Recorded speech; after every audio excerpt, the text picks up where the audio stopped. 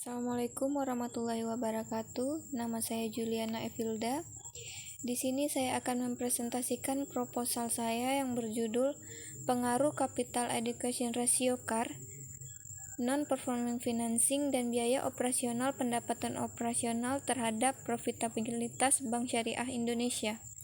Yang pertama, latar belakang masalah. Pada tahun 2016 sampai 2020, yang ditulis berdasarkan data per triwulan menunjukkan bahwa setiap triwulannya Return on Asset atau ROA mengalami fluktuatif, di mana terjadinya peningkatan dan penurunan.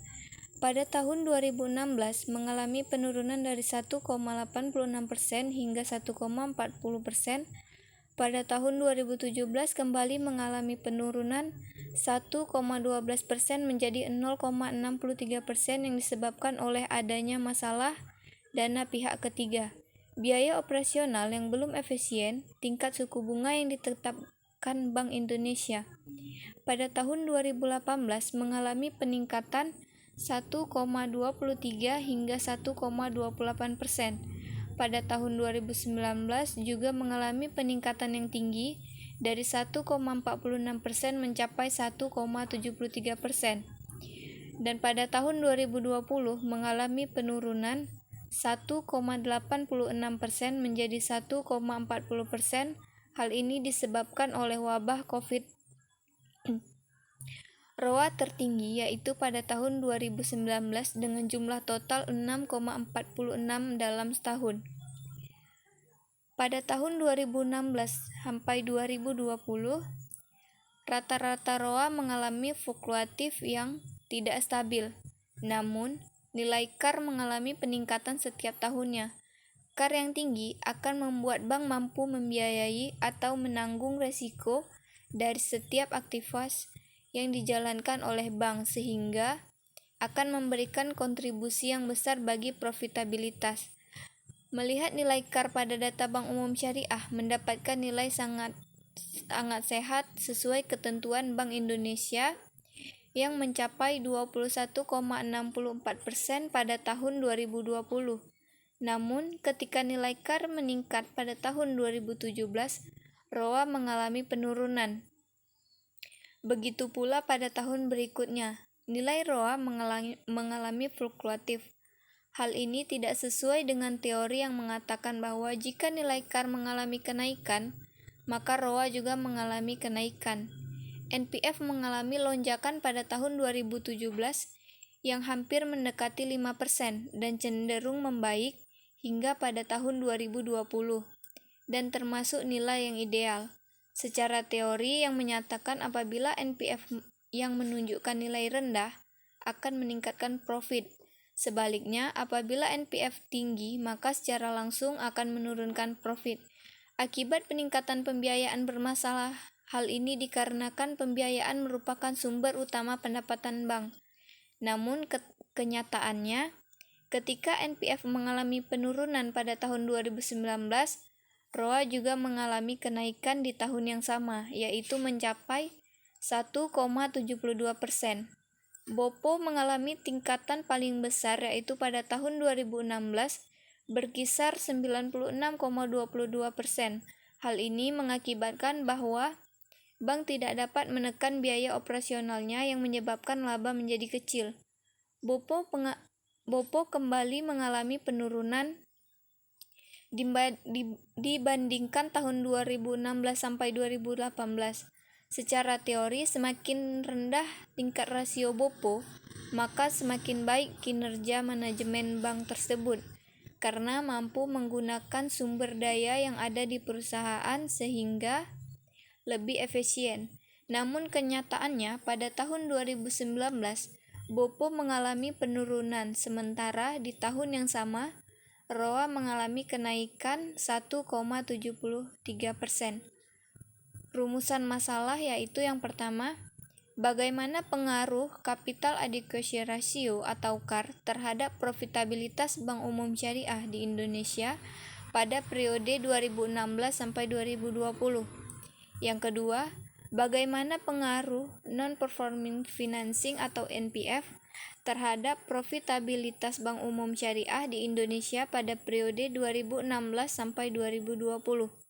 Yang ketiga, bagaimana pengaruh biaya operasional pendapatan nasional atau BOPO terhadap profitabilitas Bank Umum Syariah di Indonesia pada periode 2016 hingga 2020. Yang keempat, bagaimana pengaruh capital adequacy ratio, non-performing financing, dan biaya operasional pendapatan nasional terhadap profitabilitas Bank Umum Syariah di Indonesia pada periode 2016 dan 2020.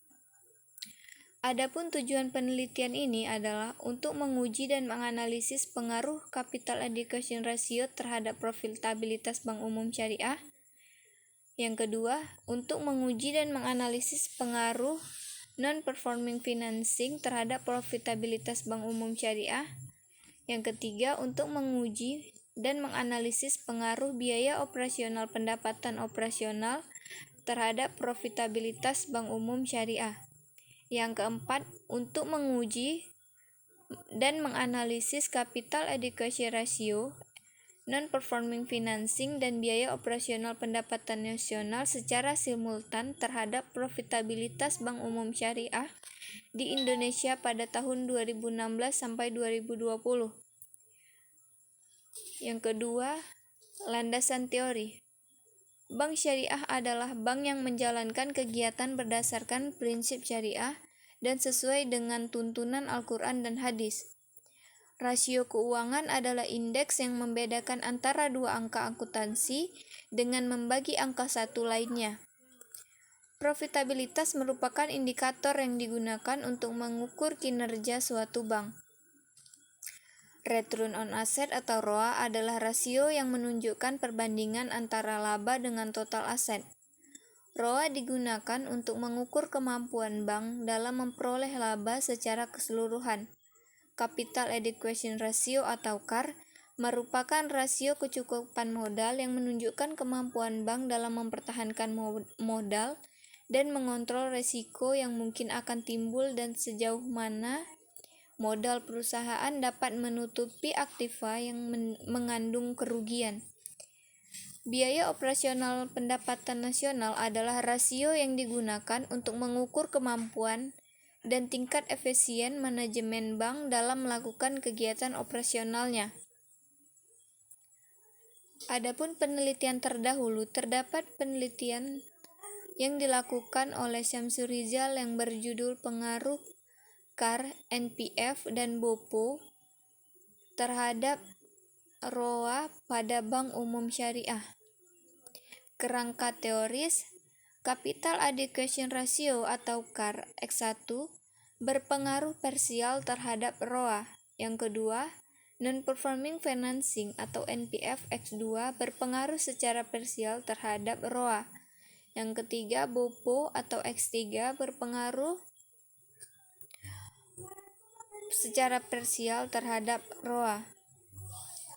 Yang ketiga, bab 3 adalah metode penelitian. Jenis penelitian yang dilakukan adalah kuantitatif. Lokasi yang digunakan merupakan Bank Umum Syariah dan sumber data yang berasal dari Otoritas Jasa Keuangan. Metode analisis yaitu menggunakan uji asumsi klasik. Yang pertama, uji multikolinialitas bertujuan untuk menguji apakah terjadi kolerasi pada model regresi di antara variabel bebas atau independen. Yang kedua, uji autokolerasi yaitu bertujuan untuk menguji apakah dalam model regresi linier ada kolerasi antara kesalahan pengganggu pada periode T dengan kesalahan penggunaan pada periode T1 atau sebelumnya. Kemudian uji normalitas bertujuan untuk menguji apakah dalam model regresi variabel pengganggu atau residual memiliki distribusi normal atau tidak, karena diketahui bahwa uji T dan F mengasumsikan bahwa nilai residual mengikuti distribusi normal. Kemudian uji linearitas dan uji heterogenitas. Kemudian uji regresi. Yang pertama ada koefisien determinasi dan uji signifikan simultan. Jika nilai F lebih kecil dari 0,5, artinya ada pengaruh yang signifikan terhadap variabel independen secara bersama-sama terhadap variabel dependen. Jika nilai F lebih besar dari 0,05, artinya tidak ada pengaruh yang signifikan antara variabel independen secara bersama-sama terhadap variabel dependen. Demikian hasil proposal saya. Lebih kurang mohon maaf. Assalamualaikum warahmatullahi wabarakatuh.